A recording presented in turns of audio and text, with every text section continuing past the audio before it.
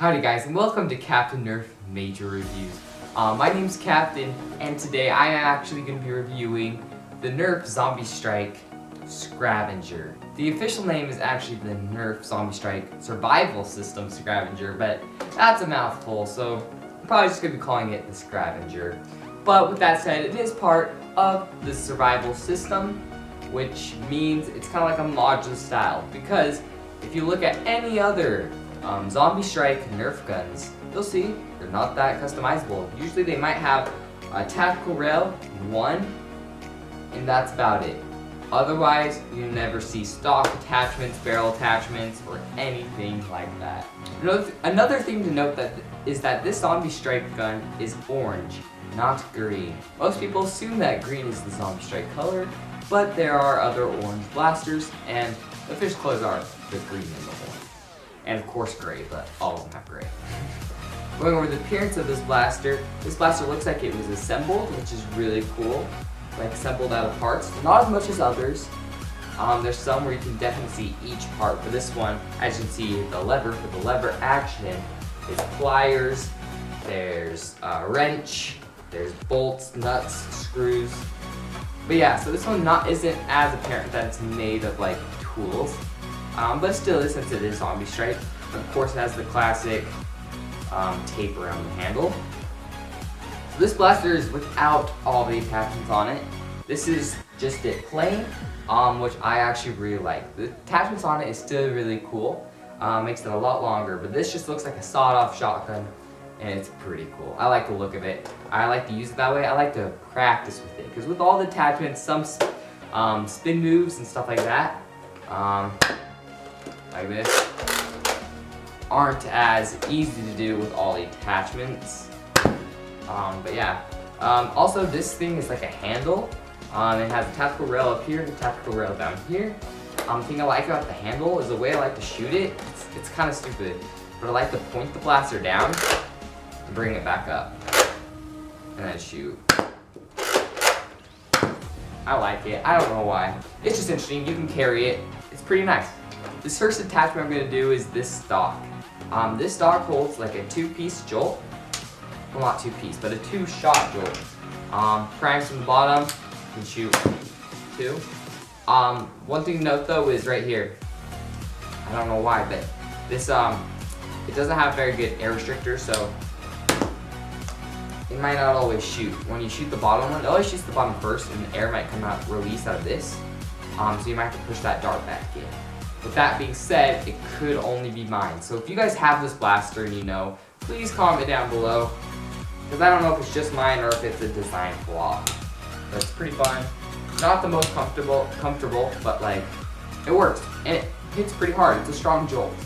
Two-shot jolt. But on this stock, it actually sits right here. Moves upward, where you can tell it has Nerf right here. It has these two clicks. The first time I tried it, I couldn't get it off, but it's really easy. You just kind of push on the orange tab, it comes right off. But yeah, you just slide it in, and it fits. It's pretty sturdy. It has fallen off before, but it does the job well enough. It's weird. It's just on the side. It's not inside at all.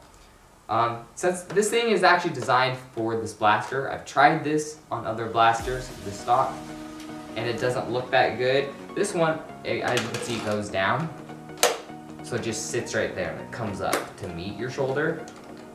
Other guns, it's just like there and then up. So it's a good stock, and it looks like it's upside down. That's the way you put it on, like compared to the usual, like where you slide the trigger.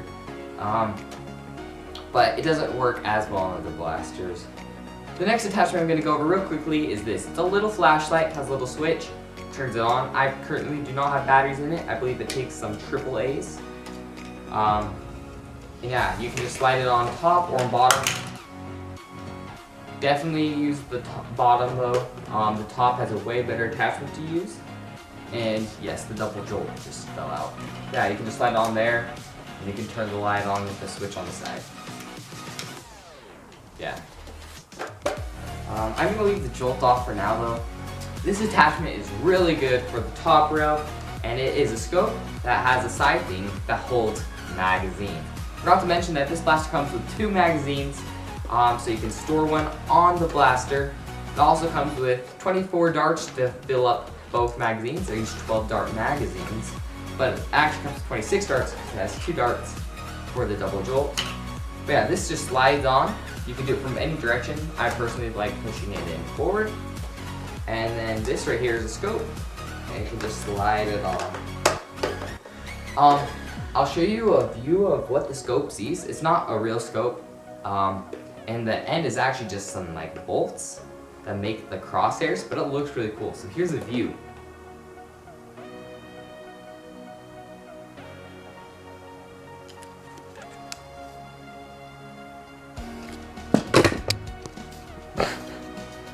That's nice. Even though it doesn't work, I love to look through it. I think it's a really cool visual effect. And the last attachment that comes with this blaster is this barrel. It's actually a really big barrel. When you see it in perspective, when you put it on the other blasters, it's actually a really big barrel. It looks like a suppressor, but has gunshots through it. Really cool.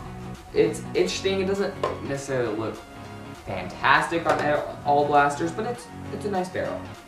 I like the looks of it. I think it's really cool how like worn out it is, like the one out can. Also though, it's really round, so when you put it on other blasters, I noticed like kind of curves off the side. But yeah, it has a barrel, center point right here, just slide it on, twist it, and you're good to go. And this is the full blaster. That's with every single attachment on it. And it's pretty cool. If you guys haven't seen, I have the Chrono barrel, so if you want to check out that review, you can click on it at the end of this video. I tested this blaster though in other 2018 blasters, and this blaster shoots barely under par with the Nerf Elite status. Its average was about 55 feet per second. But yeah, let's actually go to an actual firing test of this blaster. But before that, I have one more feature. It has this switch right here, and this is the most thing I was most intrigued about, so this might be the part for some of you guys. But there's a little switch here where it's a single shot, and I'm gonna take that off. We can slide it like this, right? It's primed, you shoot it. Also, this is lever action if you can't tell. But then there's this switch, which makes it slam fire, so you don't need to use the trigger. So every single time you cock the blaster, it shoots. So you can go as fast as you want, which is really cool. Alright guys, how to get the magazine is this with the priming lever. You have to pull it up. You do not bring it back or the gun is primed again. There's little side switches on both sides. You click it, the magazine will drop out. Or if you're putting one in, you're available to slide it in. It has the chamber opened up. That way, when it closes, one dart is already loaded. So it's already pushed one dart in, and the rest of them is sturdy, so your magazine will not fall out. Also, I'll be doing an accuracy test. For this test, I'll be shooting at the small square, right there, top small square, in between all the rectangles. Alright, without further ado, let's do a couple shots. Single fire, let's do a couple shots. Slam fire.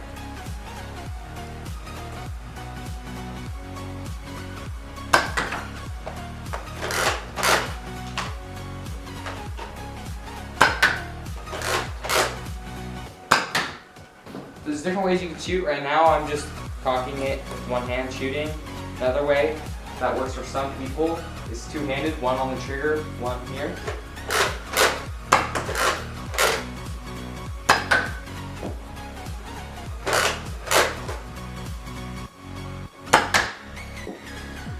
So as you can see, already you can tell with this blaster shoots low. You have to aim a lot higher.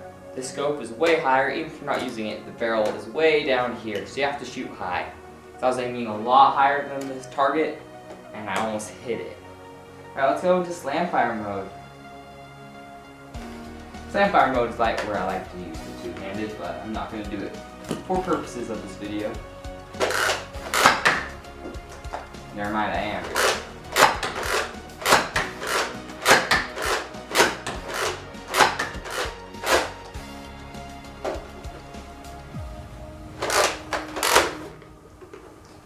Alright, so as you can see, no shots actually hit the target. Some of it could have been my fault with moving, but it's also the blaster's fault with me moving because you have to move the blaster so much. You can't keep aiming and shoot multiple shots.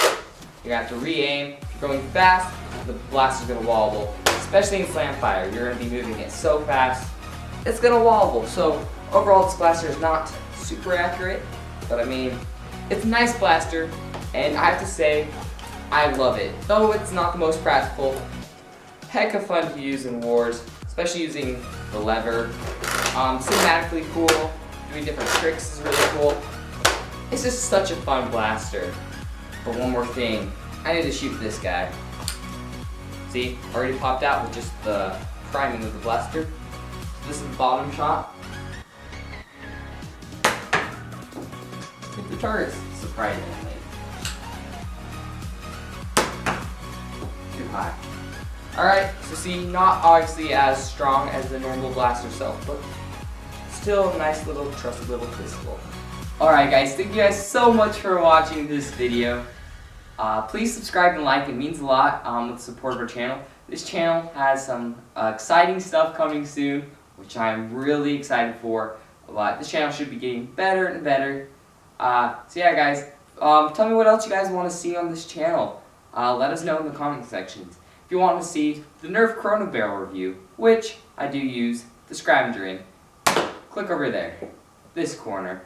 If you want to see our last video, click over here, this corner. And if you want to subscribe, click down here. Thank you guys so much for watching. And as always guys, have a nice day.